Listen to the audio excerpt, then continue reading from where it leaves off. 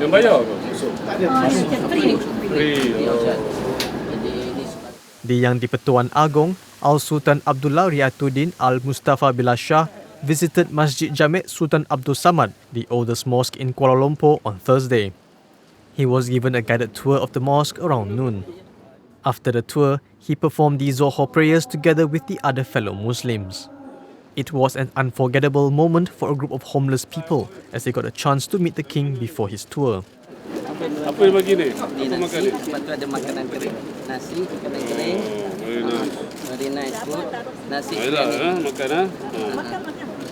The king and officials from the Islamic religious authorities distributed food packs to the homeless. Mana kita memberikan makan kepada lebih kurang 250 orang hari ini, di mana makanan itu di dalamnya ada nasi bersama dengan buah dan juga di dalam beg tadi ada mengandungi air kotak, air mineral dan juga makan biskut kering yang berjumlah keseluruhannya lebih kurang RM35.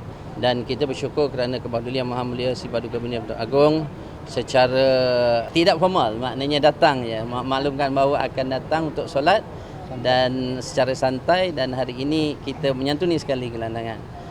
The organisers had distributed about 1,000 food packs to the homeless at various locations throughout the campaign.